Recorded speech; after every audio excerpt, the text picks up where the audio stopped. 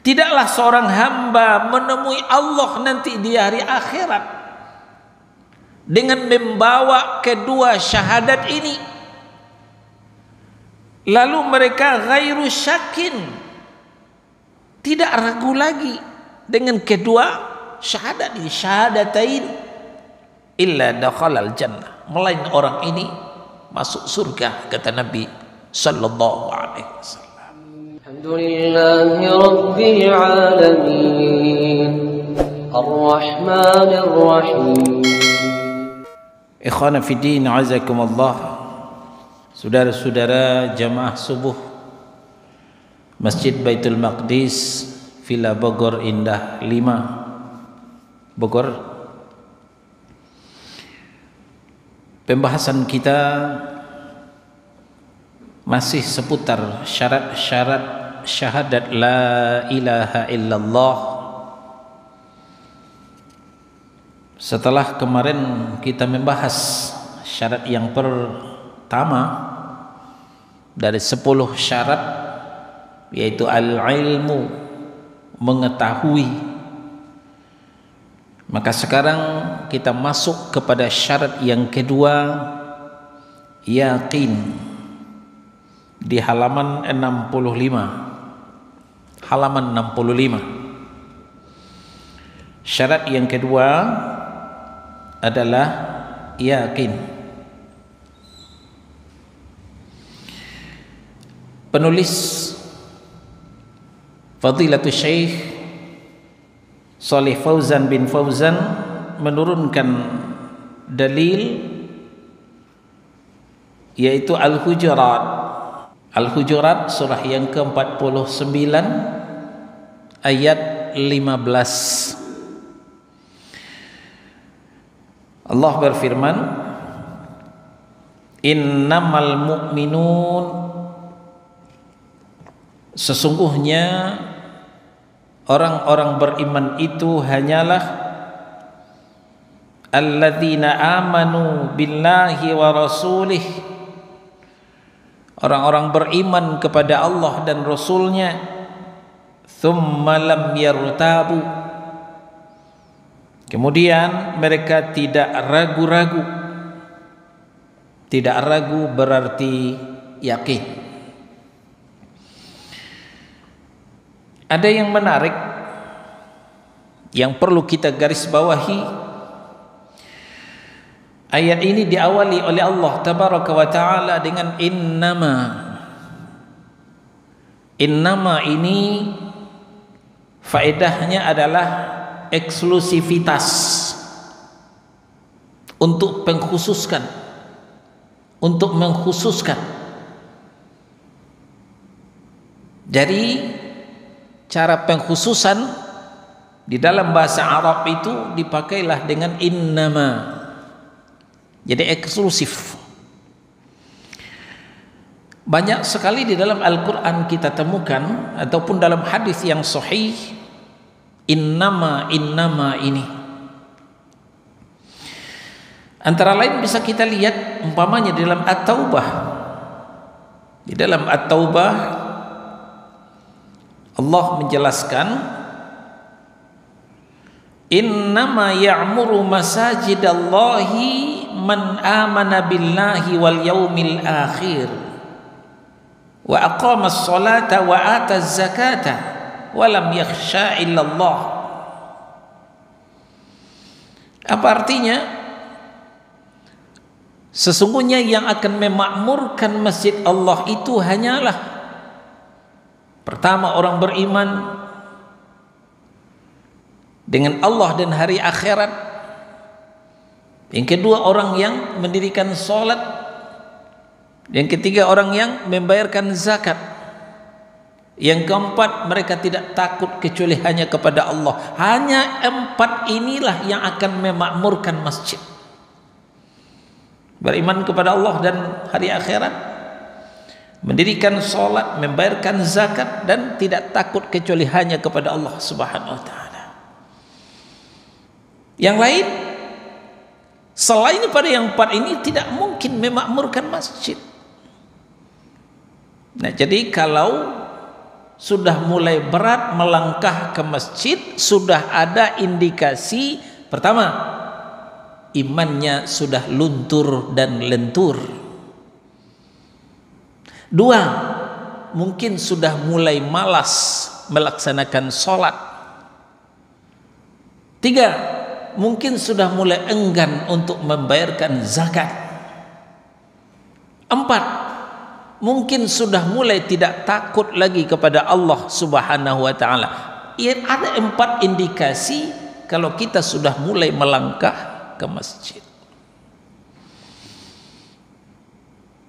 Contoh yang lain, kembali kepada innama dalam keseharian kita, kaitan dengan Baitul Maqdis.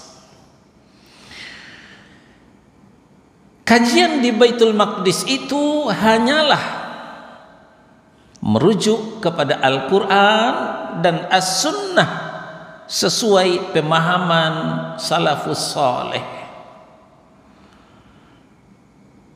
Nah, kalau demikian, kajian yang tidak sesuai dengan Al-Quran dan Sunnah, apalagi tidak sesuai dengan pemahaman salafus saleh, tidak bakal ada di Baitul Maqdis.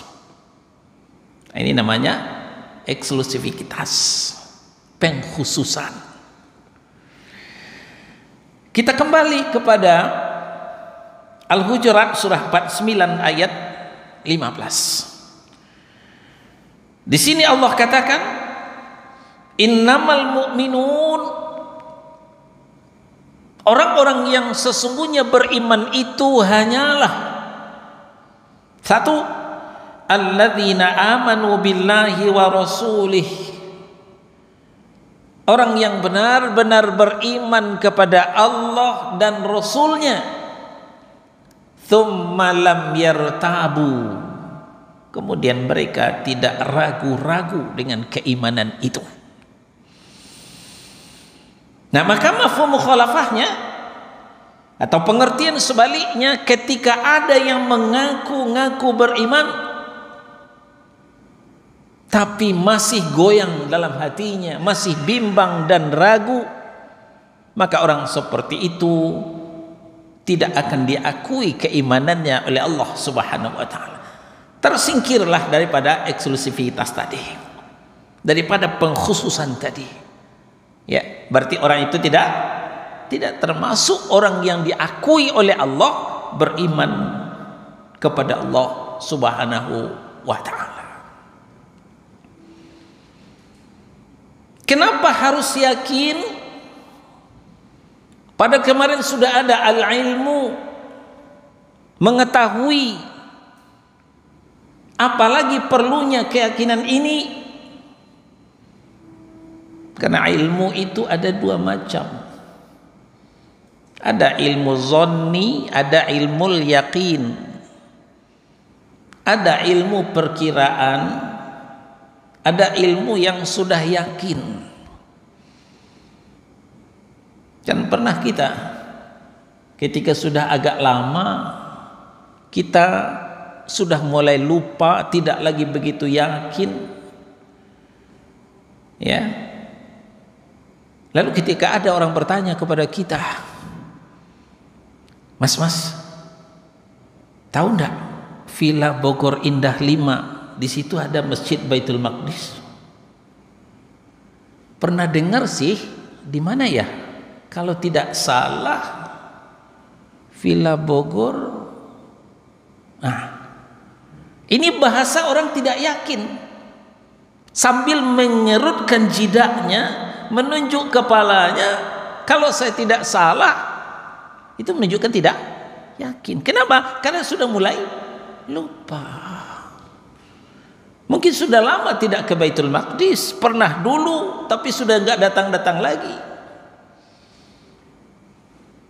Akan berbeda jawabannya dengan jamaah yang aktif setiap waktu ke Baitul Maqdis. Tahu enggak Baitul Maqdis? Oh, tahu, itu dekat rumah saya itu. Ikut saya, yakin. Jadi berbeda statementnya orang yang yakin dengan orang yang ragu. Nah, jadi yang diminta oleh Allah dalam syahadat la ilaha illallah itu betul-betul yakin. Allah tidak mau kalau la ilaha illallahnya dipenuhi dengan bimbang dan ragu. Bimbang dan ragu.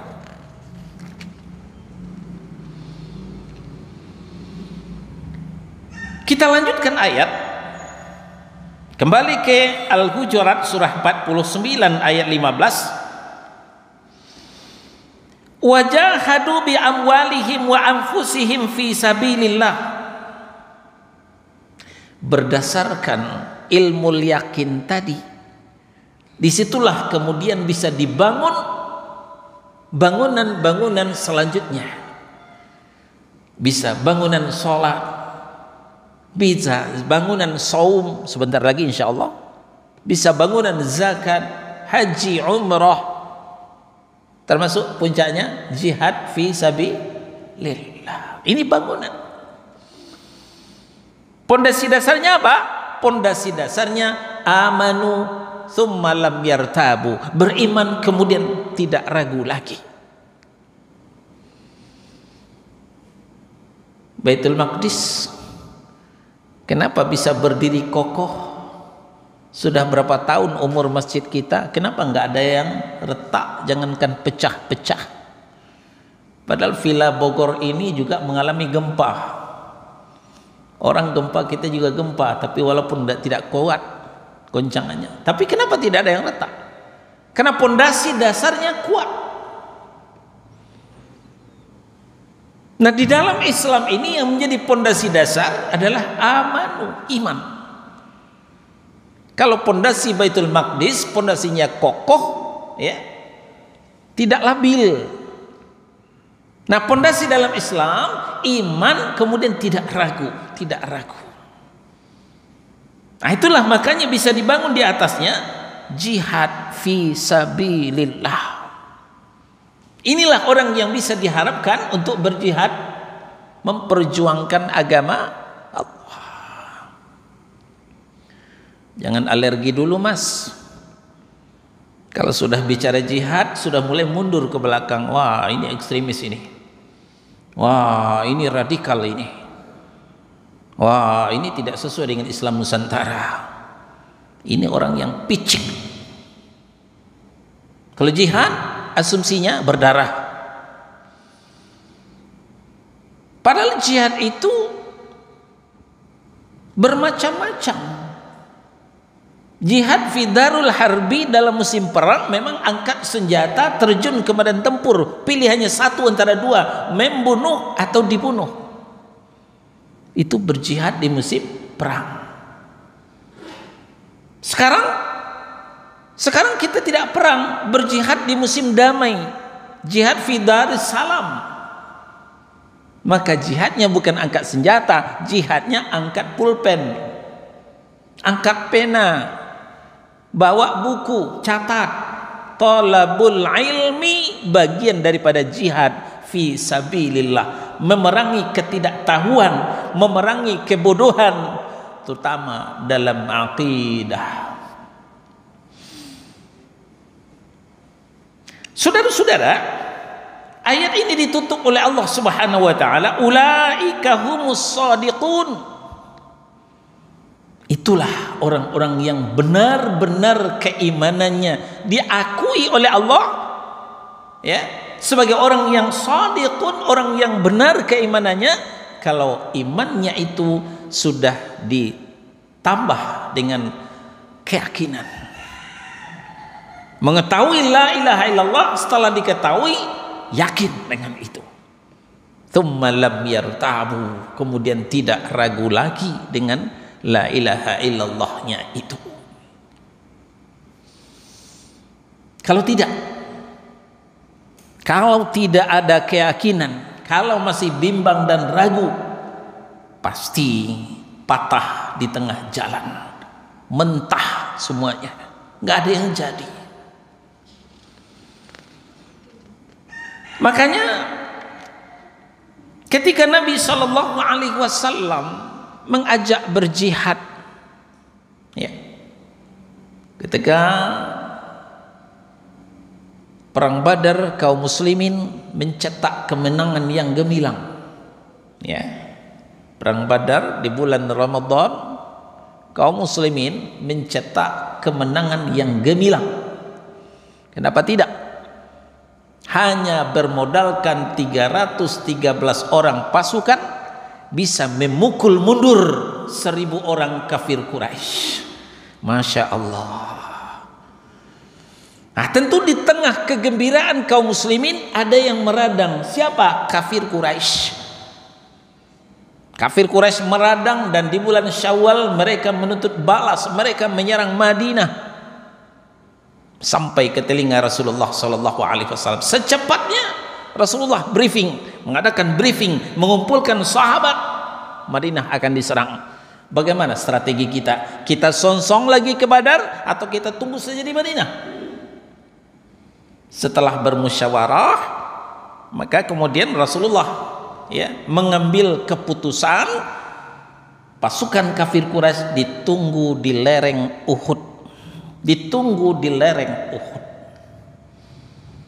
Maka Rasulullah sallallahu alaihi wasallam mengumpulkan kaum muslimin yang siap berangkat ke Uhud. Awalnya sudah terkumpul pasukan 1000 orang. Sudah terkumpul 1000 orang. Tapi sebelum berangkat, Abdullah bin Ubay bin Salul mulai memainkan peranannya seorang gembong munafikin, mengempesin perjuangan Rasulullah. Inilah jejak hitam kaum munafikin pertama. Apa kata Abdullah bin Ubay bin Salul? Apa ini ikut-ikutan perang? Itu Muhammad kan perang antar suku, sesama orang Quraisy. Kita bodoh amat ikut-ikutan, menaungkang kaki aja di Madinah ini. Oh iya juga ya, iya. Maka 300 orang di antara 1000 tadi balik kanan, kembali ke Madinah. Hanya 700 orang yang setia mendampingi Rasulullah sallallahu alaihi wasallam. Mereka minta izin. Maaf Rasul, saya enggak ikut. Punten, saya enggak ikut. Nun sewu, saya enggak ikut. Ya. Dengan menyampaikan sejuta alasan. Nah, kemudian yang 300 orang ini dibocorkan oleh Allah. Kenapa mereka tidak ikut?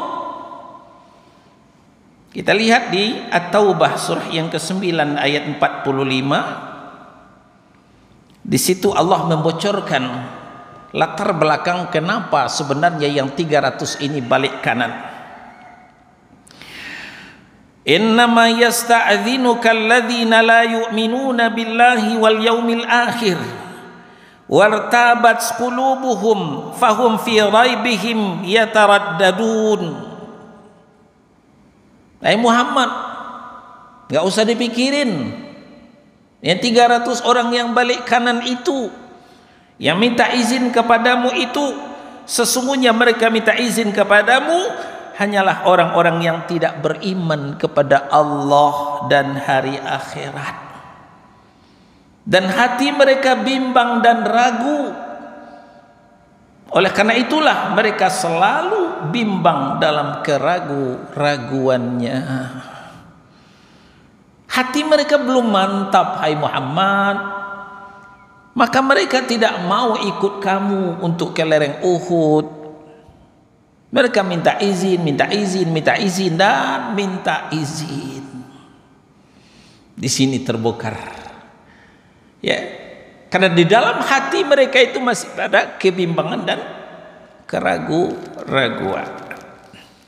Di Baitul Maqdis ini sudah kita sepakati antara DKM dengan jamaah kapan kita kajian. Ya, kita kan sibuk. Masing-masing kita bekerja. Tentu bisanya kajian di hari libur. Kapan? Ahad. Ahad subuh. Ya, saya setuju. Ahad subuh. Baik, ditetapkanlah kajian setiap Ahad subuh. Kita undang ustaz bergantian. Ini sudah final, sudah sepakat kita kajian setiap subuh Ahad. Di tengah jalan apa yang terjadi? banyak yang tidak datang. Kalau ditanyakan apa alasannya, maaf saya sibuk, maaf saya keluar kota, maaf apalagi anak saya sakit, maaf saya ngantar anak sekolah, padahal hari Ahad libur. Sejuta alasan untuk tidak hadir dalam jihad fi sabilillah. Ingat tadi kita katakan thalabul ilmi, menuntut ilmu syar'i, bagian daripada jihad fi sabilillah. Jadi kalau sudah mulai malas menghadiri kajian, ya, menunjukkan, mengedepankan sejuta alasan, nah sudah ada indikasi ketika itu imannya sudah mulai dihinggapi dengan keraguan-raguan. Mungkin juga termasuk alasannya, ustadznya saya nggak senang, ustadznya begini, ustadznya begitu. Yang dicari-cari adalah kesalahan ustadznya. Padahal memang ustadz itu manusia, nggak ada ustadz yang malaikat. Al khata' wa nisyan sifatan linnas. Salah dan lupa dua sifat manusia. Kalau kita akan mencari kesalahan-kesalahan ustadz yang tidak fatal, kita tidak akan jadi-jadi ngaji. Nah, itulah sebabnya Nabi Musa alaihi salam tidak bisa melanjutkan perjalanannya mengikuti Khidir, karena banyak tingkah laku Khidir itu tidak sesuai menurut analisanya Musa.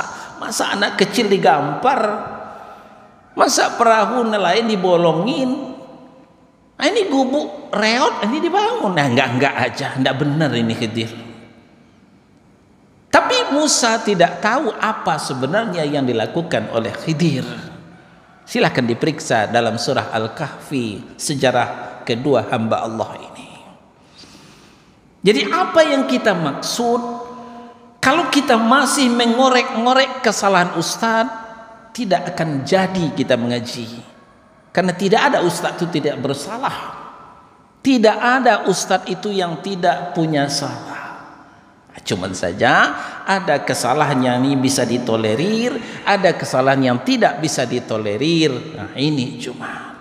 Nah jadi kita kembali, orang yang minta izin itu, orang yang selalu berhalangan itu adalah orang yang tidak beriman kepada Allah dan hari akhirat, dan mereka selalu bimbang dan ragu. Lama-lama inilah yang akan jatuh ke dalam kemunafikan.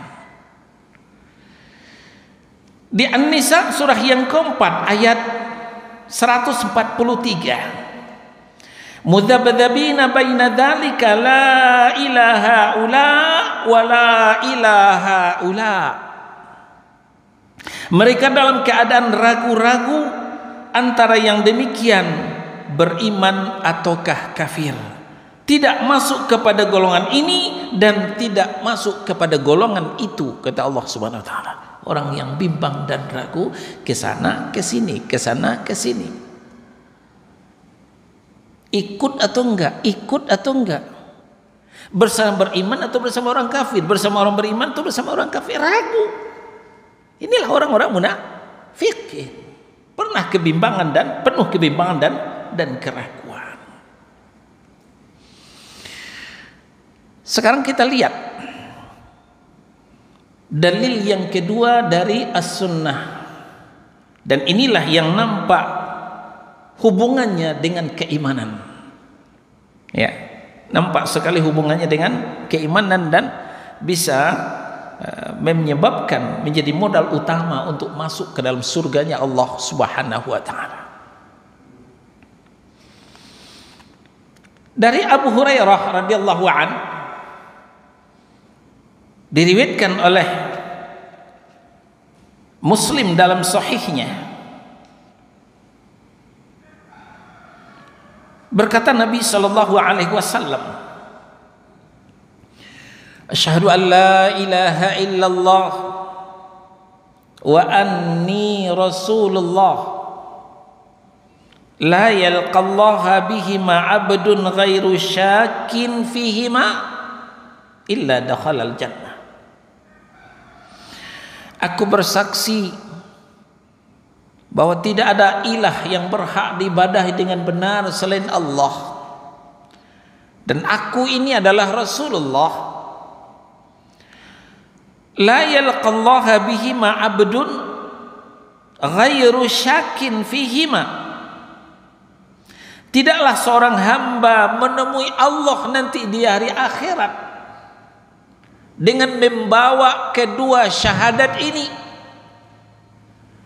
lalu mereka ghairu syakin, tidak ragu lagi dengan kedua syahadat ini, syahadatain, illa dakhalal jannah, melainkan orang ini masuk surga, kata Nabi sallallahu alaihi wasallam. Nah, jadi ghairu syakin, tidak ragu. Tidak ragu artinya ya yakin. Di sini nampak saudara-saudara, ternyata syahadat saja tidak cukup untuk modal masuk surga tanpa ada plus keyakinan. Syahadat yang plus dengan keraguan-raguan tidak bakal masuk surga.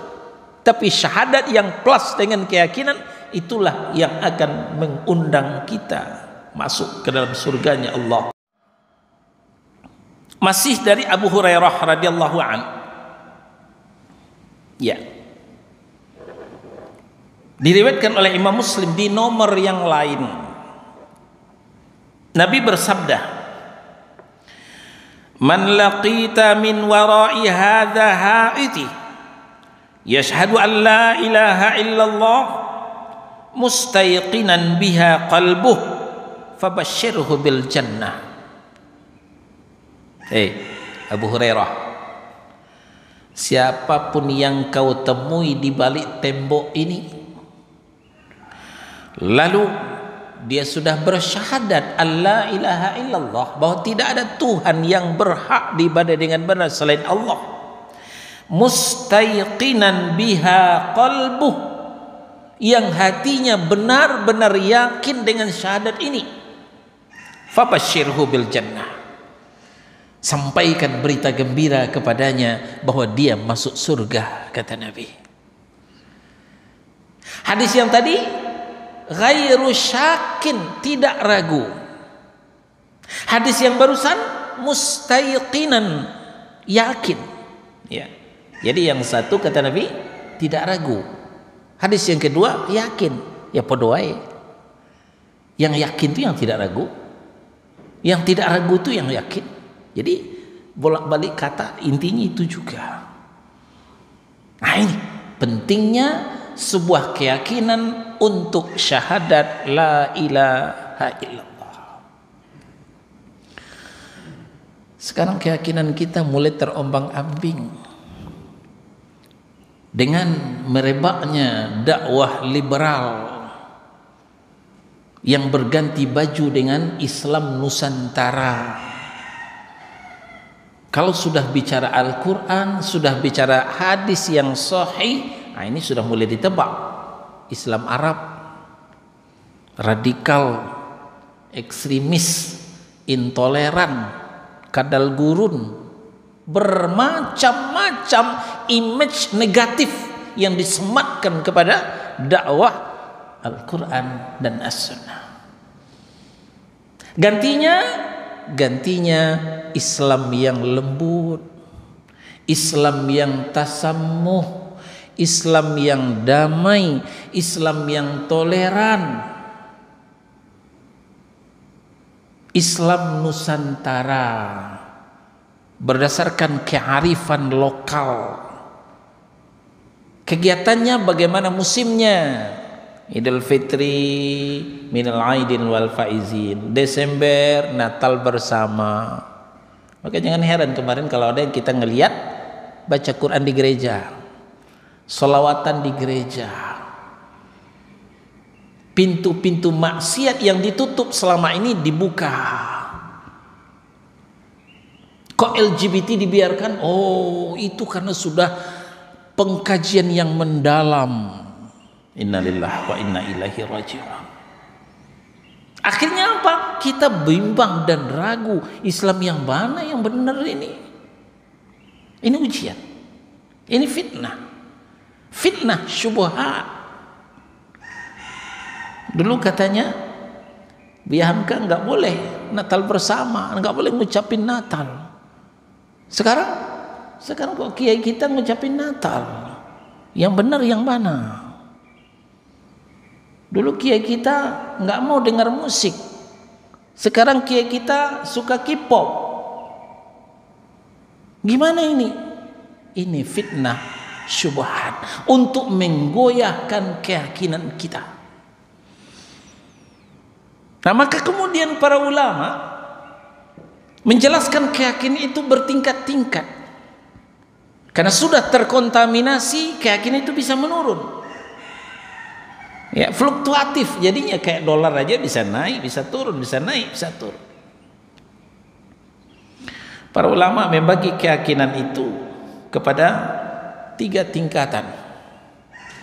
Ilmul yakin, ainul yakin, dan haqqul yakin. Ilmul yakin, keyakinannya hanya baru sebatas ilmu, sebatas informasi. Kemarin-kemarin berdering HP, ada WA dari grup bahwa besok Ahad subuh ada kajian tauhid di Masjid Baitul Maqdis. Ini ilmul yakin berdasarkan informasi. Nah, maka subuh kita siap-siap melangkah ke Baitul Maqdis. Oh, kita lihat memang sudah masjid sudah buka. Ya, sudah dipersiapkan. Bisa dilihat dengan mata kepala kita. Mata itu bahasa Arabnya ain. Maka naik kepada ainul yakin. Maka ketika itu langsung ke toilet ngambil wudu, langsung melangkah ke masjid. Habis sholat subuh duduk, tidak langsung pulang. Oh, rupanya memang naik ustadznya. Mulai khutbatul hajjah, wah, baru naik kepada haqqul yakin. Ini tingkatan keyakinan. Nah, begitupun di dalam dinul haq, di dalam agama yang benar, dinul Islam ini, kita mendapatkan informasi dari Al-Quran, dari As-Sunnah, bermacam-macam informasi yang kita dapatkan, baru sebatas ilmul yakin. Lalu kita lihat fenomena yang ada, kita lihat ke kanan, ke kiri, ternyata betul, ya, apa yang disampaikan Al-Quran itu dibuktikan oleh hamba Allah yang soleh, ya, memang berubahlah karakter hidupnya, ya, maka akan meningkat kepada ainul yakin. Nah, itulah kemudian sebagian kita hijrah, pindah, merubah prinsip, barulah kita merasakan apa yang disampaikan Allah di dalam Al-Quran, disampaikan Nabi dalam hadisnya yang sahih. Di antaranya apa yang disampaikan oleh Allah Subhanahu wa taala, ya, antara lain di dalam An-Nahl, surah yang ke-16. An-Nahl surah yang ke-16 ayat 97. Di situ Allah memberikan informasi kepada kita. Apa kata Allah? Man 'amila salihan min dzakarin aw untha wa huwa mu'minun falanuhyiyannahu hayatan thayyibah wa lanajziyannahum ajrahum bi ahsani ma kanu ya'malun. Barang siapa yang beramal saleh, barang siapa yang mengerjakan kebajikan, baik dia laki maupun perempuan, pria ataupun wanita, mukmin atau mukminat, ikhwan ataupun akhwat, wa huwa mu'minun, sedangkan dia adalah orang-orang mukmin, orang yang beriman kepada Allah Subhanahu wa taala, falanuhyiyannahu hayatan thayyibah, maka untuknya akan kami berikan kehidupan yang baik, kehidupan yang baik. Ini informasi, ini berita.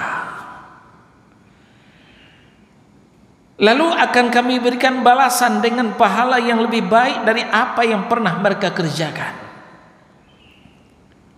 Lalu kita survei, kita perhatikan teman-teman kita yang sudah ngaji, yang sudah hijrah, yang mereka tetap melakukan aktivitas, apakah di kantor, apakah di pasar, apakah di kebun. Imannya memang mantap, tauhidnya memang hebat, ternyata memang baik hidupnya. Baik bukan berarti jutawan, milioner ya. Baik itu maksudnya dia tetap bisa istiqomah walaupun dengan finansial yang terbatas, tapi ternyata 5 waktunya tetap di masjid, aktif dalam kajian-kajian di majelis ilmu. Setahun sudah corona melanda, setahun sudah COVID-19 menerpa, dia tidak goyang, tidak pernah berkerut jidaknya, enak hidupnya. Ini yang kita lihat. Kita lihat sebelah lagi yang belum hijrah, yang belum mengenal akidah sahihah, yang belum mengenal ittiba'us sunnah, walaupun secara finansial gajinya cukup banyak, rumahnya sudah bertingkat, mobilnya ya mungkin sudah 4, tapi ternyata masih resah, gelisah, gundah gulana. Kehidupan yang baik tadi tidak diberikan oleh Allah Subhanahu wa ta'ala. 5 waktu tidak nampak puncak hidungnya di masjid, apalagi kajian, padahal kadangkala rumahnya tidak terlalu jauh dari masjid. Nah, maka ini meningkat kepada ainul yakin, karena berdasarkan pemandangan secara kasat mata memang betul apa yang disampaikan Allah tadi. Wah, kalau begini nggak bisa ditunggu lama-lama. Saya juga harus hijrah, saya juga harus hijrah. Maka kita tinggalkanlah apa yang tidak sesuai dengan aturan Allah. Selama ini kita bergelut dengan ribawiyah, kita tinggalkan riba. Walaupun penghasilan kita berkurang gara-gara kita meninggalkan riba. Kita mulai aktif mendatangi masjid, mulai aktif duduk dalam majelis ilmu. Wah, mulai terasa perubahan yang signifikan. Tadinya resah, gelisah, gundah gulana, sekarang ketenangan batin, ketentraman jiwa sudah mulai kita rasakan. Nah, ini dia hakul yakin, setelah membuktikan sendiri. Nah, begitupun dengan la ilaha illallah. Pembuktian awal bisa kita lihat dengan ketenangan hidup kita, kenyamanan perasaan kita dengan bertauhid.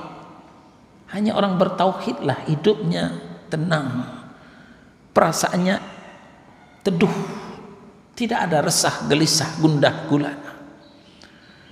Besok saya makan apa? Itu enggak ada dalam pemikiran orang bertauhid. Kenapa? Dalam tauhid rububiyah ya, kita sudah belajar bahwa Allah lah yang menanggung, menjamin rezeki kita itu, bukan dari penghasilan kita, bukan karena kerjaan kita. Jadi walaupun pekerjaan kita terganggu, usaha kita terganggu, finansial kita menurun, yakinlah tidak akan kelaparan, tidak akan kelaparan. Allah akan jamin rezeki kita. Ketika rezeki kita habis, maka Allah akan perintahkan malaikat maut akan menjemput kita. Ini sudah suatu ketetapan Allah Subhanahu wa ta'ala. Di mana adanya ini? Adalah pada diri orang yang bertauhid, yang memang akidahnya sudah mantap. Inilah pembuktian yang pertama. Dan pembuktian yang kedua nanti di akhirat, betul-betul dia masuk surganya Allah Subhanahu wa ta'ala. Alhamdulillahi Rabbil Alamin Ar-Rahmanir Rahim